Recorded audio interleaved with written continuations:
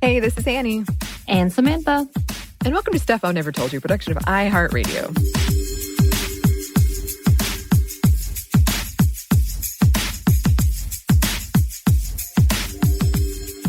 So for today's question, Samantha, I have one that I am almost certain I know the answer to, but I'm going to ask it anyway. Were you a member of any fan clubs? I have to think about it because I feel like I may have been, but it was way back when. Oh, I thought for sure it was going to be a 100% no, but okay. No, I think it was because I had just come into the U.S. My brother was a big Tiffany fan, 1980s Tiffany. Adam's going to love that I said this. I think he and I both joined her fan club. I do not know who Tiffany is, but... I think we're alone now. I think we're alone now. It's okay. like she and the New Kids on the Block was the big mall singers. Like they would do mall tours. Mall tours. I forgot about that. Yes. Look, I'm that old. I'm that old. I was really young when this was coming about. But yeah, I think he and I were both fans. Like because I wanted to do what he did. It was very American. And I was like, okay, cool. I'll do this with you. But I think that was the only real time. I'm guessing you have been? Oh, yes. I have multiple fan clubs under my belt. I was big in the Green Day fan club. Yeah. That seems so weird because, don't get me wrong, I know Green Day was big band and everything, but that seems like against what they would have wanted for them as a band, themselves as a band.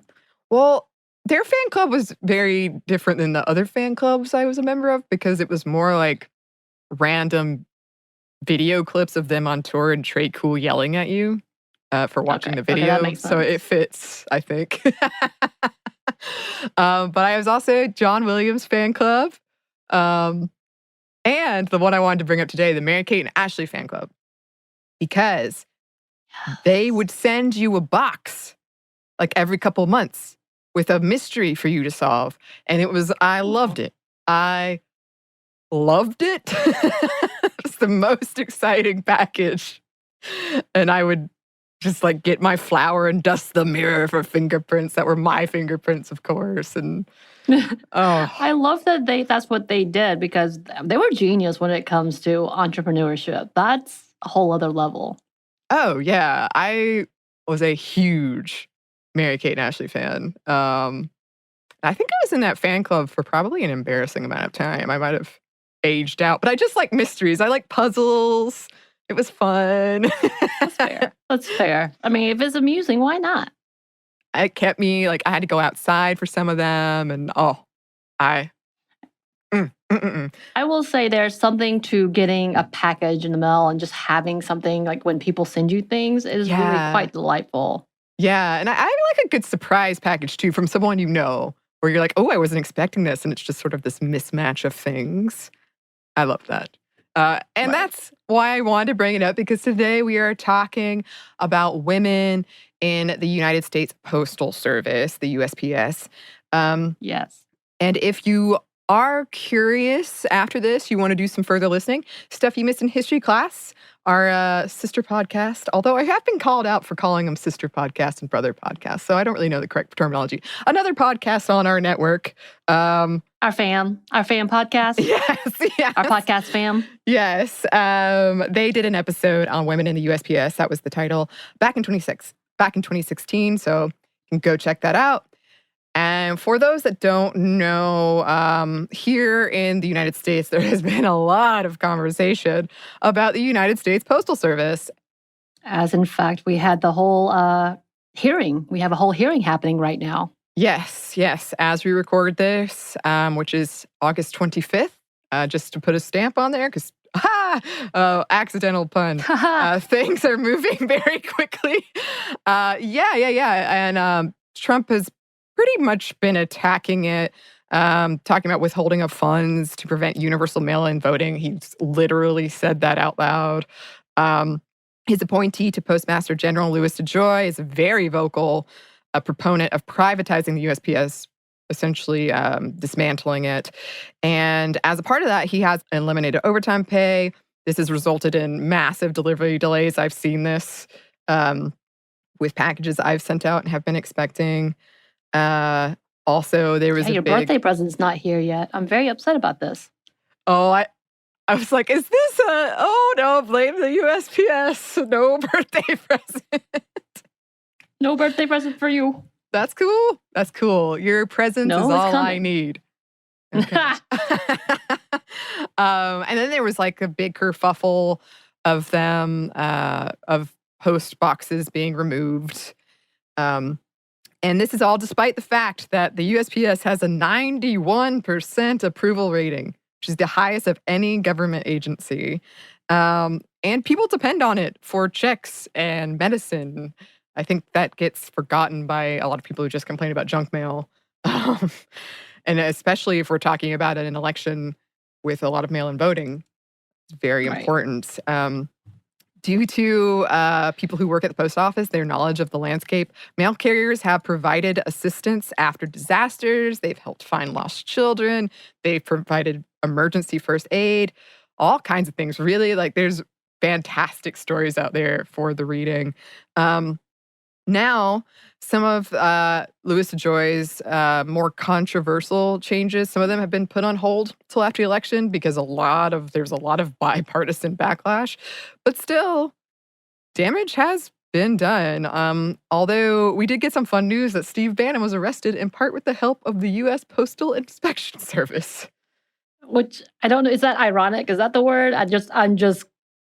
Timing. I thought it was like an Onion article when I first saw it. I did too. Like on a yacht getting arrested by essentially the USPS. I'm like, wait. Okay. I did too. I had to go back and look. I was like, they can do that? What's happening? What's happening? Yep. I learned a lot that day. Yeah, there's a lot. As we're talking, again, I love watching hearings like this, or just at least clips of it to see. Mainly, it just seems like a majority of the female representatives have been going after DeJoy pretty hard and trying to just kind of see if he understands the basics of the Postal Service. And he doesn't. He knew the cost of a stamp. Oh, wow. I'm surprised. That was it. That. Yeah, that was about it. And the rest of it was kind of like, what is happening? So it's been an interesting thing to watch. Because I will say, I don't know either. But as someone who was the lead and the head of an agency that is supposed to be a service, you would think would be important. But I digress. So the U.S. Postal Service sorts over 154 billion pieces of mail each year and employ over 600,000 people.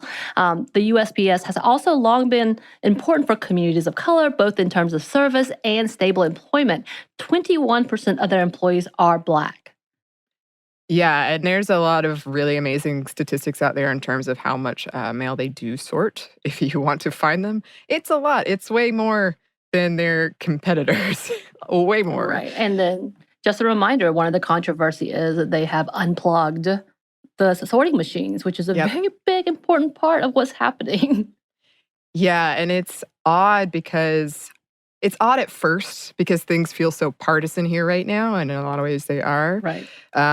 But there was a part of me that naively thought, the post office? But there has been a history of this. This is not by any means the first time, especially Republican politicians have come for the USPS. It's just like, don't we have enough going on right now? I'm getting at my limit. Right? Well, there's 2 hurricanes coming, a lot of fires happening. Let's go ahead and just, dismantle the USPS. Why not? What, no better time than the present, something always comes up, as I like to say. So we wanted to go over the history of the USPS and specifically women and the United States Postal Service because it's fascinating. It really is. So briefly, the United States Postal Service is as old as the United States is itself, and in fact older, and in many ways helped build this country. It was guaranteed in the Constitution, formed by George Washington in 1775. At that time, there was a single female postmaster, Mary Catherine Goddard. And even prior, in colonial America, there were these post routes, and there were 2 female postmasters on record. When Goddard was removed by the Postmaster General in 1789, 200 people petitioned to have her reinstated. Aw. Yeah. That's nice. I don't know why. It just makes me think, oh, she's loved. I know, and there are a lot of examples of that throughout this. And then as I was reading stories of people who work at USPS and just the bonds they form in their community, and people know their names, and that's how, like, if somebody hasn't answered their mail in 3 days, but they usually come out and talk to them, and that's how they'll know, like, maybe I should check in on them or call an ambulance. And it's really heartwarming, some of the stories. Yeah. Yeah.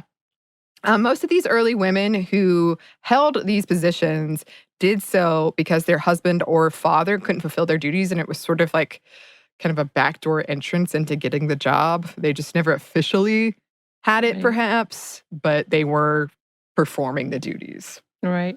So the first woman appointed as postmaster under the Constitution was Sarah DeCrow in North Carolina in 1792. DeCrow kept trying to resign due to the low pay.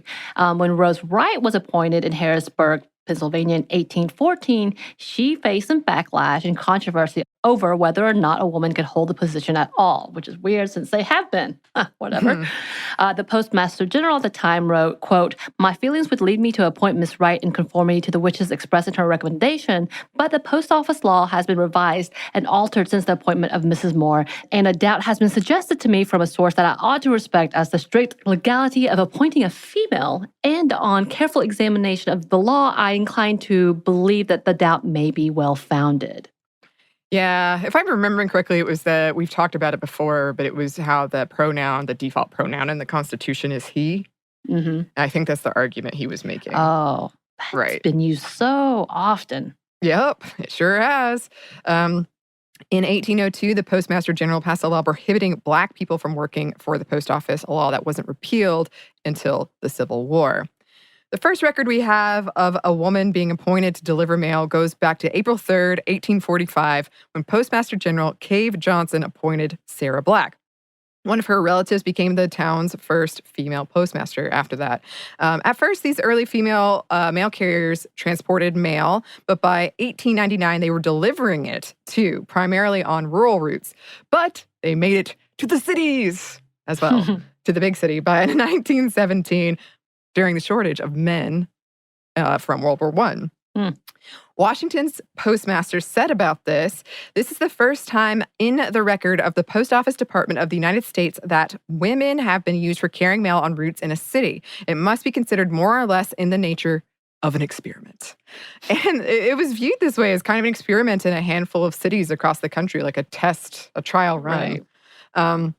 And though the women in question were successful on their routes, most were replaced into indoor post office positions, so they didn't get to keep their routes. Right. So several women were hired as postmaster in the South after the Civil War. Because taking the position required swearing an oath, they had not voluntarily provided any aid to Confederate soldiers or the Confederacy, and a lot of men couldn't make that oath. So in 1862, the Postmaster General became the first higher-up official to appoint women to positions at the Washington, D.C.'s Post Department headquarters, specifically in the Dead Letter Office, and it employed more women than any other in the U.S. government.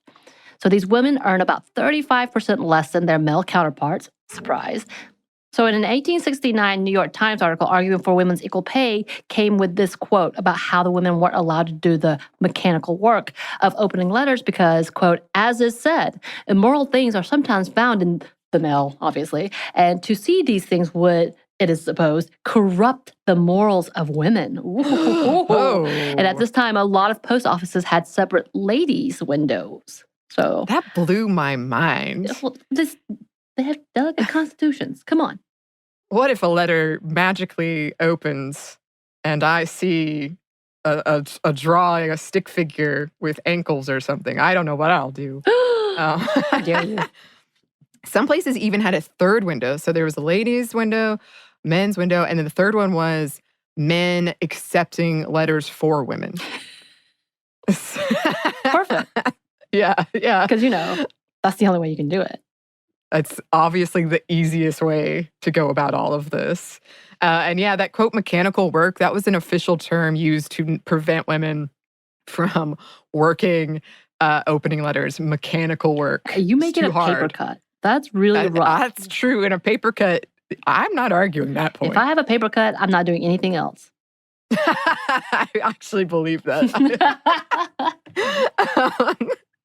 The first known Black female postmaster, Anna Dumas, was appointed in Louisiana in 1872. And then in Marshall Cummings' 1893 work, The Story of Our Post Office, he estimated 6,335 women held the position of postmaster. He wrote, "A whole book could be written about the many admirable women who work away with all their tact and business prudence, trying to please their patrons and the department alike, and pleasing both because they try. Sometimes they are the most important persons in their towns." Mm-hmm. Yeah. Women managed about 10% of the country's 70,000 post offices by the end of the 19th century. And because of that community and almost reverence people had for people who worked with the USPS and postmasters, these admirable women, as Marshall Cushing alluded to, there are so many legends about women in the USPS, and we have some amazing ones to share with you. So excited. But first, we're going to pause for a quick break for a word from our sponsor.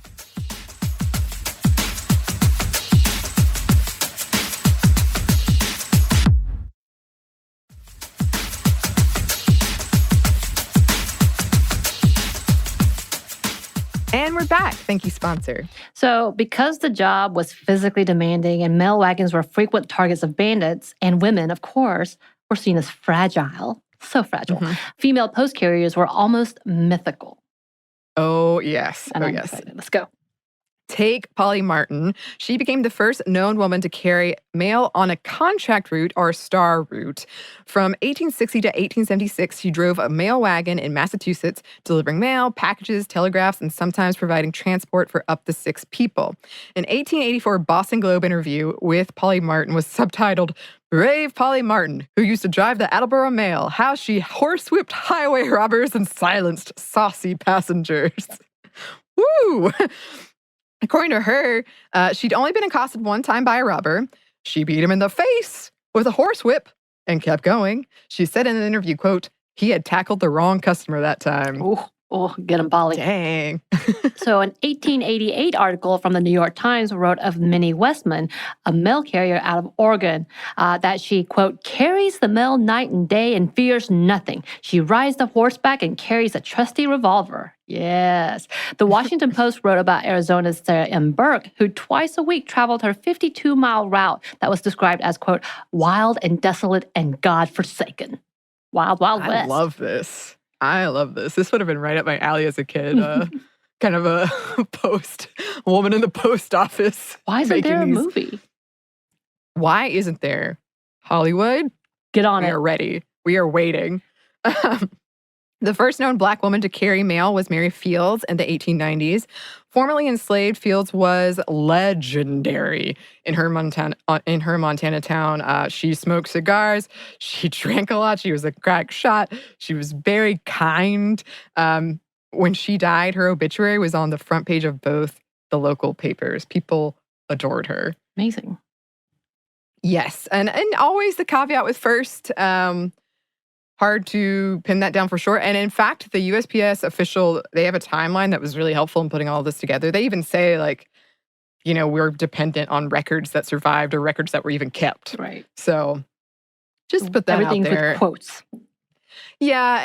And some of the dates confused me in their own timeline because I think they were sort of this unofficial thing happening where women were carrying mail. Right. But they weren't officially recognized. So sometimes I'd be like, but you said the first women to do that did that like 10, 20 years ago. But I think it's kind of this difference in officially recognizing something. When they were accredited with it.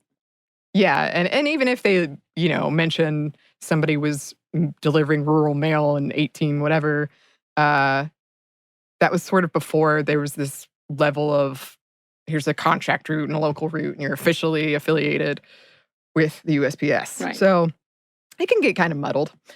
But anyway, in 1896, rural free mail delivery service was introduced, and 3 years later, the first assistant postmaster general said, on at least 2 routes, there are girl carriers, and they are as unflagging in their devotion to the service as the men and as efficient. Ooh.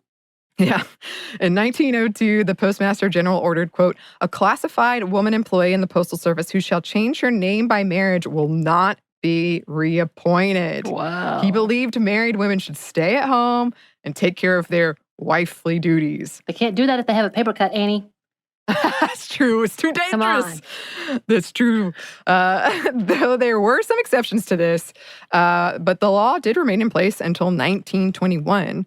Something similar was enacted during the Great Depression, requiring that federally employed women who were married to federally employed men would be the first to be dismissed, a law that wasn't repealed until 1937. So also in 1902, the New York Times ran a piece on discrimination in civil services like the post office, reporting that several of them request only the male names for the register, despite the fact more women took and passed the exam. In response, an official said, every time a woman is appointed to a clerkship in one of the departments, she lessens the chances of marriage for herself and deprives some worthy man of a chance to take unto himself and raise a family. In addition to that, the men make for better clerks. They complain less, do more work, and work overtime if need be without grumbling. I would never want to deprive some worthy man of a chance to raise his family, or probably more accurately be working at the post office when I'm raising the family. Right. While he ignores me. Okay, cool. Yeah, it's strange to read these, because again, this is in like the official USPS timeline. I'm like, wow, people really just, all right, cool. Just putting it out there. Yeah, okay. A lot of people were really opposed to female rural carriers. I got really confused at first because there was a big hubbub about women can only wear skirts, but you can't wear a skirt to be a mail carrier. And so there was this whole like argument over what was better, if the female mail carrier should like break gender norms and wear pants, right, or if she should keep the skirt. And I was like, wow. Is this where the beginning of the blue shorts happened? I really hope so. That they were like, let's just get rid of all of those things and get rid of shorts. Yes. Let's start anew. I know the bag is designed for dog attacks. Oh. I did read that. Yeah. That makes sense. But I love my favorite videos right now are the relationships between postal workers, mail carriers, and dogs. Yeah. Those are some of my favorites. Well, yeah, people were really torn about this whole skirt dilemma. And a lot of the female mail carriers wanted to wear a skirt. Some didn't, but a lot of them did. Some saloons banded together to put their mailboxes outside, so female carriers didn't have to sacrifice their dignity by entering. That's kind of them.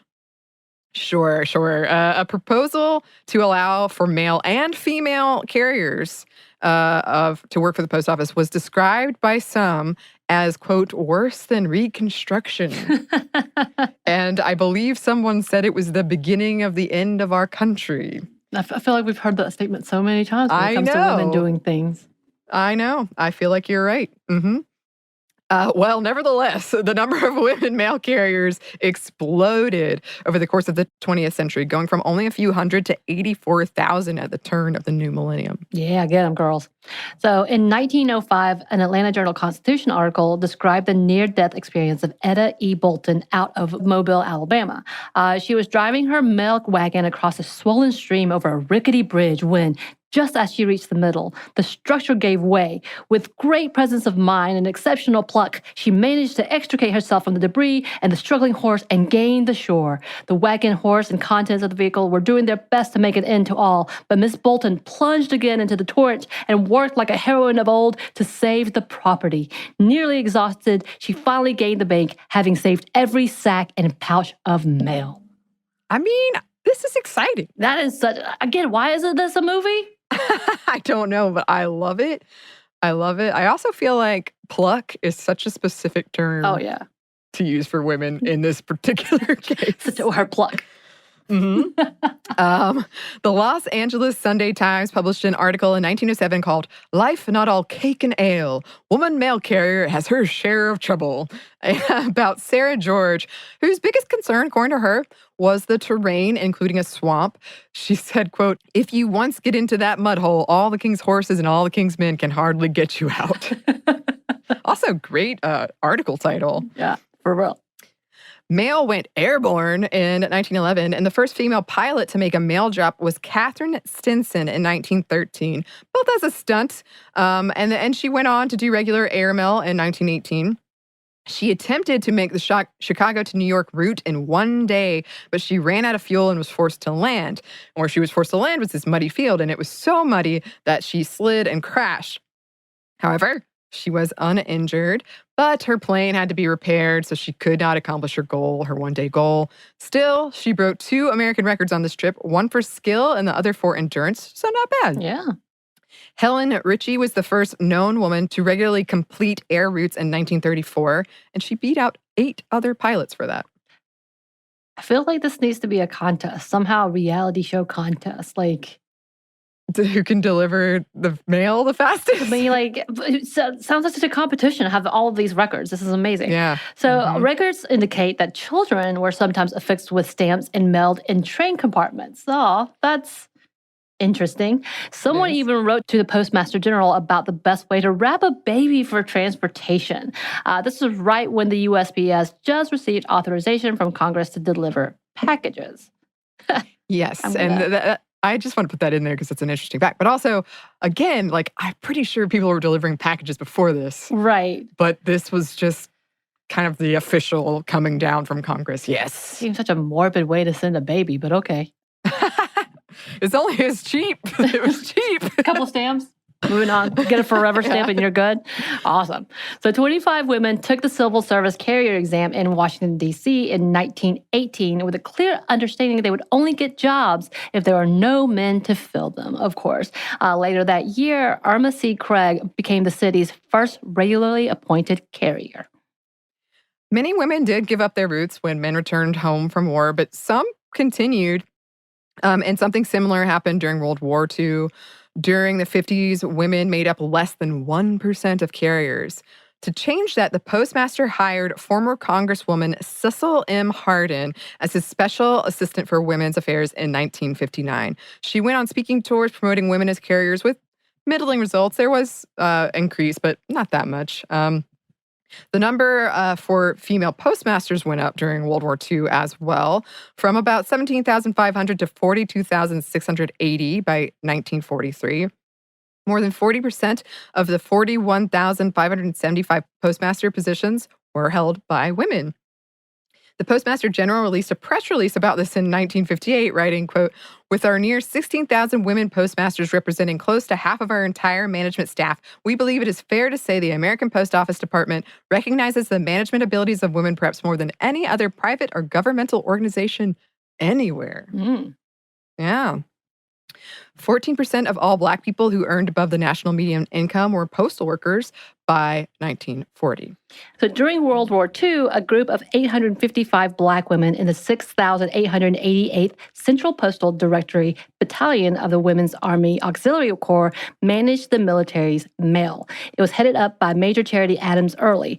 By the war's end, she was the highest-ranking Black woman in the military. So this battalion was the only one that was all Black and all women. They were deployed in England and France. And when they arrived in England in 1943, there were letters stacked to the ceiling. They were able to deliver morale-boosting letters to the 7 million American soldiers stationed in Europe. Despite this important work, the Army was still segregated, surprise, surprise, and the woman ate and slept in segregated barracks. So many stories here. Again, I want this to be a whole series.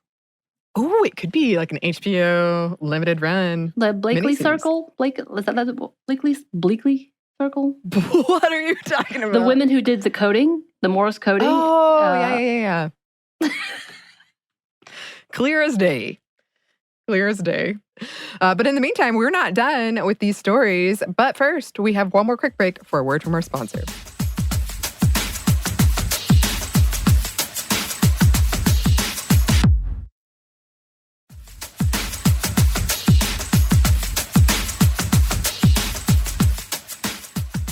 Thank you, sponsor.